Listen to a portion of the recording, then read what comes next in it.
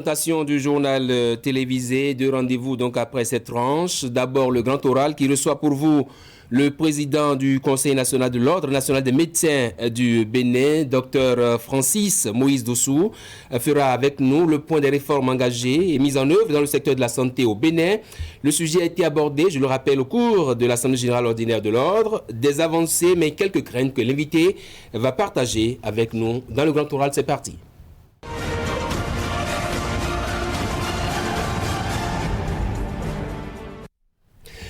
Docteur Francis Moïse Dossou, bonsoir, bienvenue sur ce plateau. Bonsoir, monsieur le journaliste. Vous êtes professeur? Oui, je suis enseignant. Oui. Médecin enseignant. D'accord. Alors, comment se porte le médecin béninois aujourd'hui, à l'heure actuelle? Le médecin béninois, c'est très varié, c'est très disparate. Je suis médecin enseignant, donc le médecin enseignant se porte relativement bien. Avec les réformes actuelles, nombreux sont ceux d'entre nous qui se portent un peu moins bien parce qu'on les a sevrés de l'activité privée qui était réalisée. Bon, mais je crois qu'au bout de 2 ans, on a dû s'adapter et réussir à retomber sur nos pieds. Il y a les médecins du secteur public. Entre les anciens et les nouveaux, ce n'est pas la même chose. Les anciens, forcément, avec le régime des augmentations régulières, annuelles ou biannuelles de salaire, s'ils se portent relativement bien, je parle financièrement. Mais il y a les médecins du secteur privé aussi, mais les tout premiers, ils ont pris la place. Les autres, les plus jeunes, se cherchent.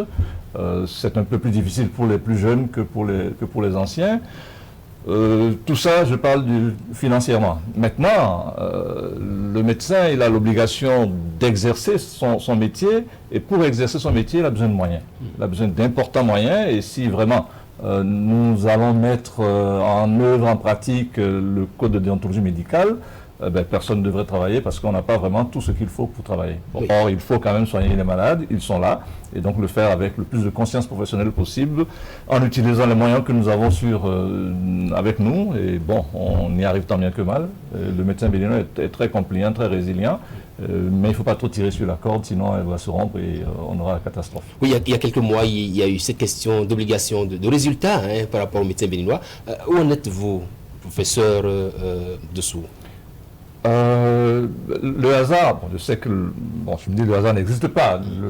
On dit le troisième nom de Dieu, c'est le hasard. Non, le hasard a fait que le jour où cette décision ministérielle a été prise, c'était le jour où l'un de vos confrères sortait de prison. Je ne sais pas si vous avez fait le lien. Tout à fait, bien sûr. Alors nous, on s'est dit, attention, si maintenant on considère que le médecin béninois a l'obligation de résultat, quand quelqu'un va mourir de son paludisme simple, on viendra prendre le médecin, l'enfermer. C'est un risque et qu'il fallait crier très tôt pour que ça n'arrive pas. C'est en se taisant que les chauves-souris qui sont sur l'arbre ne savent pas et vous envoient leur déjection. Et donc nous avons essayé de nous manifester, déjà d'écrire dans notre revue, qui est déjà sur le plateau, oui. La revue biannuelle de l'Ordre national des médecins du Bénin, le bulletin d'information. C'est un bulletin qui... Je peux? Oui. Merci. C'est un bulletin qui retrace un peu tout ce que nous avons, tous les sujets, c'est très varié, partant des sujets concernant les médecins eux-mêmes et allant jusqu'au sujet concernant le grand public, sur les façons de s'alimenter pour être en bonne santé, etc. Donc il y a beaucoup de... Alors nous avons soulevé la question là pour exprimer notre crainte. Il ne faut pas qu'on prenne le médecin pour Dieu Tout-Puissant. Vous l'avez dit, non, l'agent de santé n'est pas Dieu. Exactement. Le Tout-Puissant. Tout à fait. C'est un passis de cette revue-là. Oui. Et puis là, on explique un peu pourquoi est-ce que nous le disons et pourquoi est-ce qu'on ne peut pas exiger du médecin des résultats. C'est un peu comme l'avocat. On ne peut pas dire que tous les clients des avocats vont être acquittés ou avoir des peines minimales. Ce n'est pas eux qui décident. Il y a toutes les autres contingences qui font que soit ils y arrivent, soit ils n'y arrivent pas. Mais là, c'est quand même la vie de l'homme qu'il s'agit. Donc, il y a l'obligation pour le médecin de mettre en œuvre toutes ses compétences et toutes ses capacités avec le plus de sérieux possible, le plus de conscience professionnelle possible. Dieu fait le reste. Oui, ça fait déjà 2 ans que cette réforme a été engagée par le gouvernement, à savoir qu'il faut choisir soit évoluer dans le privé ou dans le public. Au bout de 2 années, qu'est-ce que ça produit, cette réforme? Est-ce que cette réforme était vraiment la bienvenue? Sans langue de bois, je dirais oui. Je dirais oui, je ne suis pas ni pro ni contre. Je crois que objectivement, quand il y a un problème, il faut trancher quelque part. C'est vrai, il y en avait beaucoup parmi les médecins du secteur public qui passaient moins de 10% de leur temps à l'hôpital et beaucoup plus dans leur formation sanitaire privée. C'était pas très intéressant et ça a été ressenti. Ça a été très mal ressenti par les populations et là, le gouvernement est venu au secours des populations en disant d'arrêter. Maintenant, en rester là et mettre une barrière entre le public et le privé, ce n'est peut-être pas la bonne solution. Mais au moins pour un départ, je pense qu'il était judicieux de séparer afin de rebâtir les prochaines collaborations. Je crois que ça ira mieux après. Mais qu'est-ce qu'il faut maintenant pour que le médecin béninois se sente à l'aise dans cette mission-là, déjà pour celui qui a choisi d'exercer dans le public, par exemple? Celui qui a choisi d'exercer dans le public, aujourd'hui, il souffre. Il souffre de ne pas avoir tout ce qu'il faut, enfin, en tout cas au moins l'essentiel pour bien réaliser ses objectifs, pour bien travailler. Il manque beaucoup de choses. Je crois que le gouvernement fait des efforts, mais il y a tellement de choses à faire que ça risque de prendre du temps. Heureusement, aujourd'hui, on a un espoir avec il y a un projet de construction d'un grand hôpital de référence internationale même. À l'ADA À Calavi. Les travaux avancent, les choses se mettent en place. Et moi, je fais confiance, puisque pendant un certain temps, nous nous sommes, enfin, moi y compris, nous nous sommes moqués des maquettes du gouvernement. Eh bien, nous commençons à constater sur le bitume que les maquettes commencent à devenir réalité. Et donc, j'ai grand espoir que cet hôpital verra le jour et que nous pourrons avoir quelques matériels pour exprimer nos compétences, parce qu'on en a énormément. Mais là va se poser la question du recrutement des médecins, non, professeur oui, pas là seulement, déjà maintenant, parce que nous étions avec le ministre de la Santé à l'Assemblée Générale. Il a donné son avis sur les résultats de ces 2 ans, parce qu'on lui a posé la question. Vous savez, ils n'ont pas la langue dans la poche non plus, les médecins.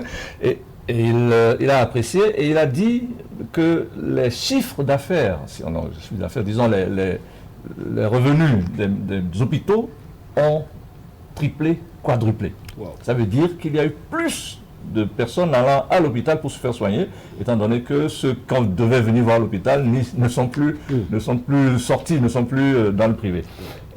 Oui, mais donc ça va être plus de travail pour peu de médecins. Et donc il faut recruter, déjà maintenant il faut recruter dans le secteur public. Quand un médecin, un seul pédiatre se trouve être pédiatre de toute une commune, c'est compliqué. Ce n'est pas bien pour sa santé, ce n'est pas bien pour la qualité de son travail, ce n'est pas bien pour les malades qui viennent. Forcément, à un moment donné, il va craquer, il va donc poser des actes qui ne sont pas ceux qu'il aurait posés s'il était en bonne forme. Et donc, oui, je crois qu'il faut recruter beaucoup, parce qu'il y en a beaucoup, il y a beaucoup de jeunes médecins, je vous en avais parlé, les jeunes qui n'arrivaient pas vraiment à s'insérer, il y en a beaucoup qui sont sur le carreau et qui ne demandent qu'à être recrutés. Est-ce que la question a été abordée au cours de l'Assemblée générale ordinaire du samedi dernier? Bien sûr, vous vous en doutez. La question a été abordée. Déjà que vous avez le ministre qui était à vos côtés, c'est quoi entre vous le ministre? C'est désormais, c'est quoi? C'est la lune de miel? C'est quoi? On veut savoir. L'objectif, c'est le bien-être des malades, des populations. Et quand vous retrouvez autour de cet objectif-là, même s'il y avait des problèmes entre vous, vous les mettez de côté et vous travaillez pour l'objectif. Or, il se fait qu'il n'y a aucun problème entre le ministre Benjamin Oupati et moi. Il est médecin, je le suis. C'est un enseignant, je le suis. Et en plus, on ne le dit plus trop, mais c'est était un syndicaliste, Oui. et moi aussi. Et donc nous avions beaucoup de choses à partager ensemble. Et là, maintenant que nous nous trouvons face à la situation, et nous sommes obligés d'agir et de faire en sorte que les choses se passent bien. Et donc, le gouvernement devra, si j'ai bien compris, recruter. Et pour recruter, la question c'est de mettre de faire inscrire les médecins. Moi, je parle des médecins, hein, il y a d'autres corps, bien entendu. Donc, de faire inscrire les médecins sur une plateforme.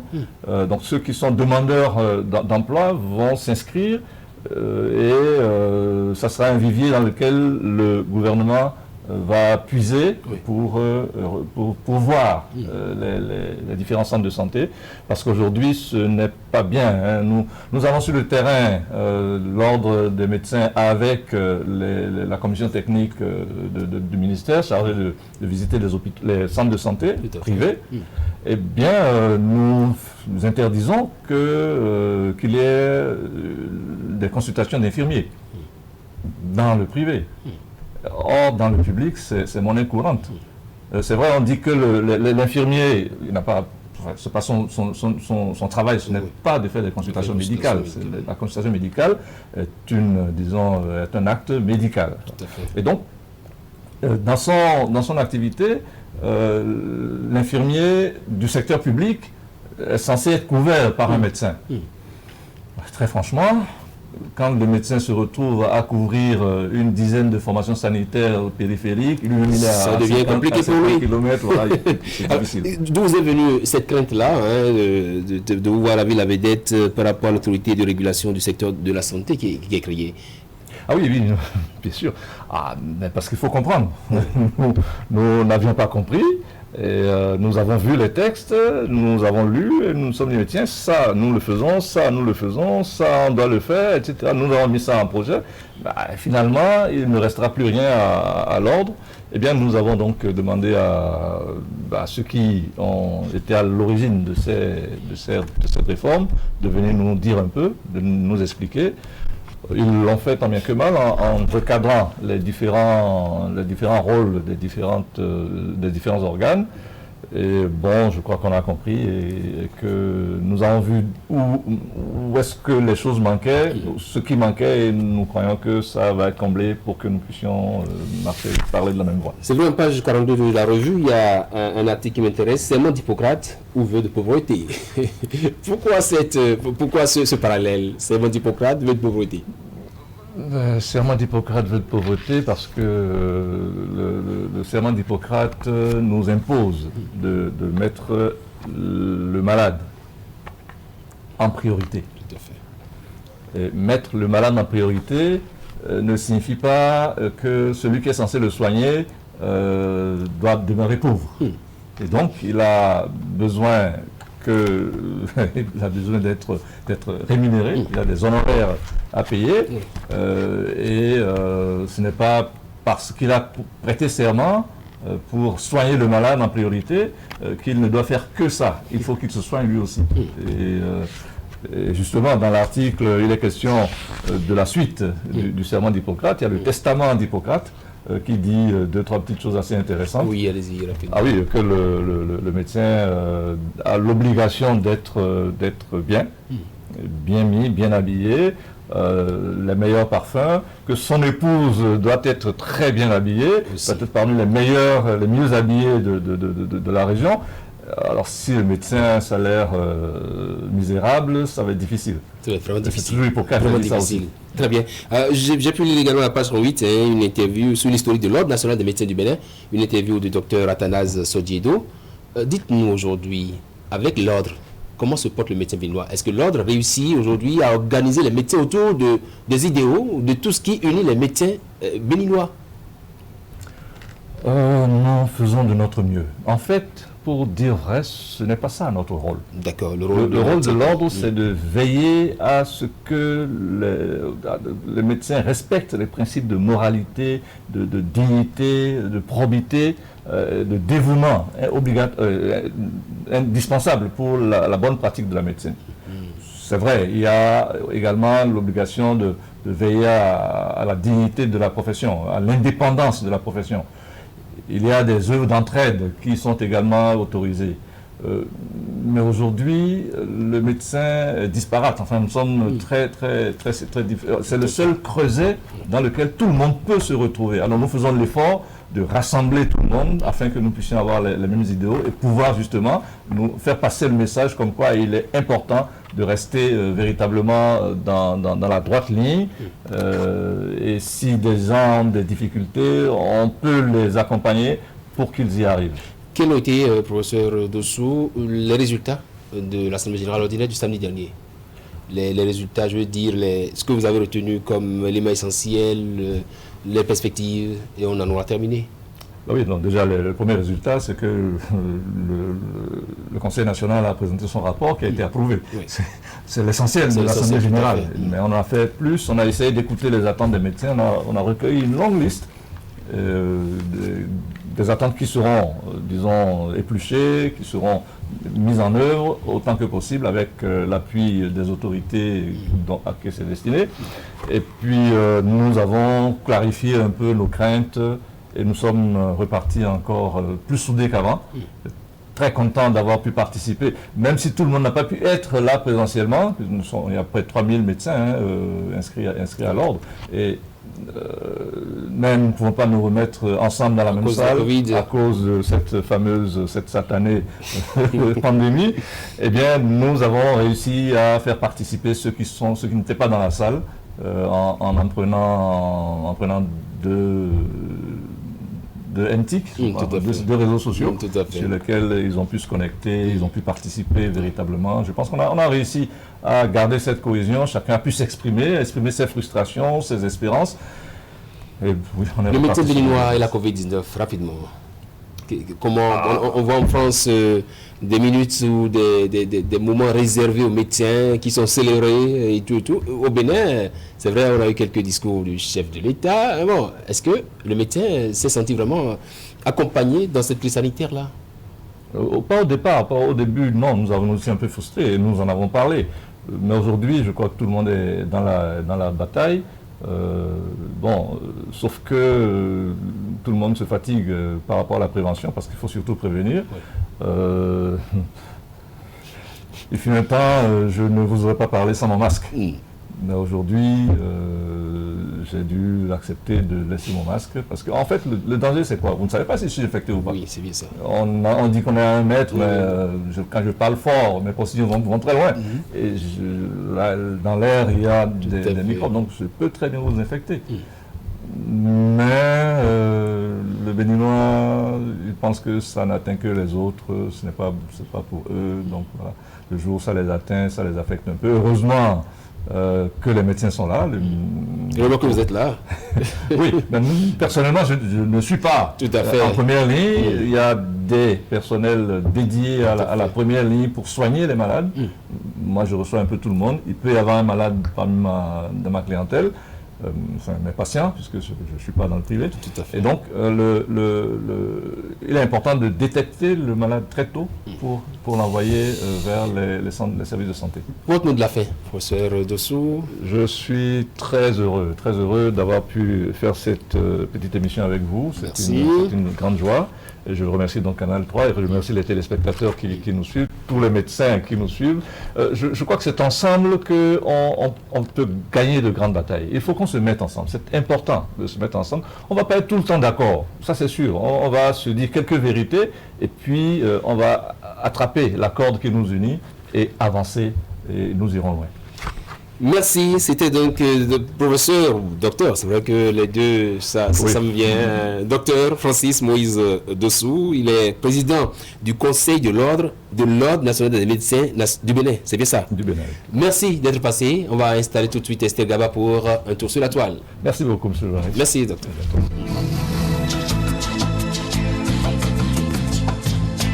Vous aimez la qualité, vous exigez la finesse. Pour tous vos travaux en impression, flyers, affiches, dépliants, brochures, calendriers, facturiers, faire-part, carte de mariage, carte de visite et vos travaux en sérigraphie. Une seule adresse, l'imprimerie du groupe de presse Fraternité qui vous propose des prix défiant toute concurrence. Imprimerie Fraternité, c'est une équipe dynamique avec du matériel de dernière génération capable de vous produire en quantité, qualité et avec célérité.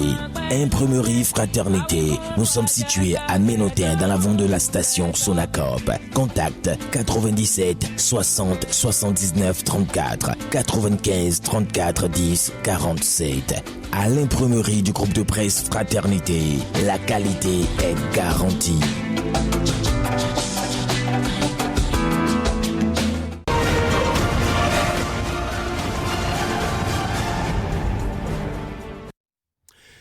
Dans un instant, donc, un tour sur la toile. Et Esther Gaba est déjà avec nous sur ce plateau. Bonsoir Esther, bienvenue. Bonsoir Emma. 3 sujets. Le tout premier qui se rapporte à cet exploit de l'athlète béninoise Noélie Yarigo, championne de France des 800 mètres, vous dites? Oui, tout à fait. L'info est apparue sur les réseaux sociaux. La franco-béninoise Noélie Yarigo a été sacrée championne de France du 800 mètres ce dimanche 13 septembre à Albi. La native de Natitengu a surclassé toutes ses adversaires en finale avec un chrono de 2 minutes 4 secondes 76. Noélie Yarigo, qui s'entraîne en France à Bloise et possède la double nationalité, peut être sacrée championne nationale. Mais l'athlète de 34 ans a confié à RFI qu'elle allait bien courir pour le Bénin aux Jeux olympiques de Tokyo en 2021. Alors la photo de l'athlète qui apparaît sur l'écran. Très bien. La réaction des internautes, Herman. Oui. Antoine Depadou, félicitations championne, que Dieu vous garde bien pour Tokyo 2021. Agossou Justin Amoussou, elle a fait valoir mon drapeau, toutes mes félicitations. Blaise Vumpati se pose la question, comment ça, elle est française aussi?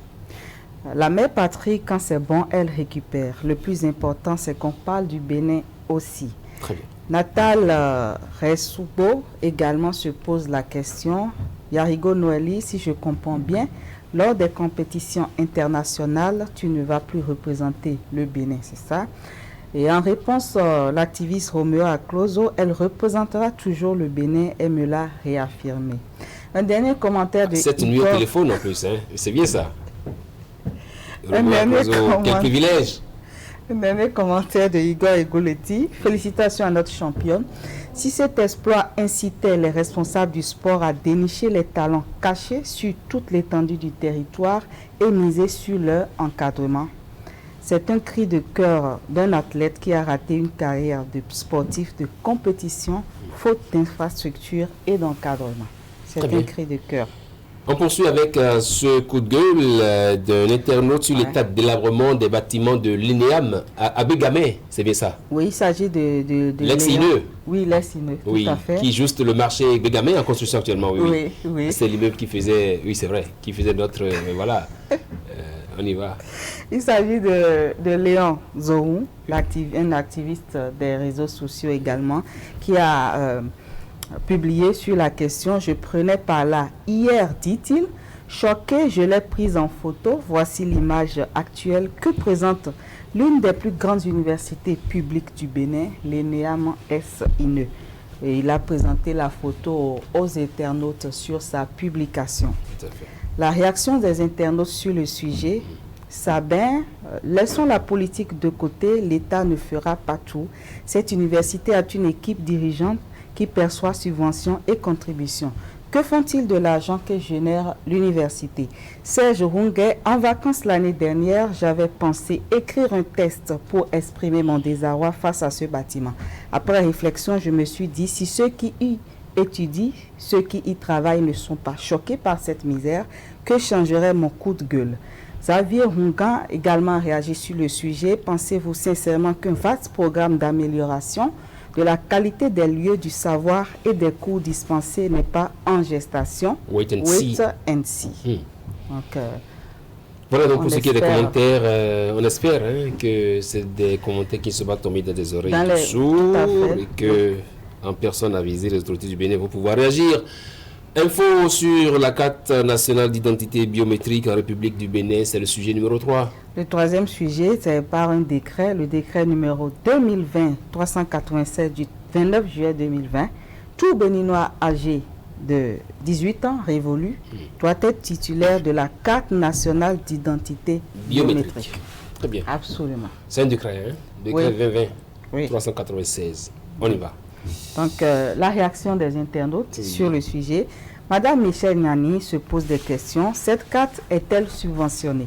Est-ce que tout Béninois âgé de 18 ans révolu a le moyen de s'offrir une carte à ce coût? On rappelle que le coût est de 10 000 francs CFA. Actuellement, notre souci primordial, c'est la rentrée. La rentrée des classes. Des classes. Qui s'annonce sur 2 semaines environ. Oui, environ 2 semaines. Un peu plus de 2 semaines.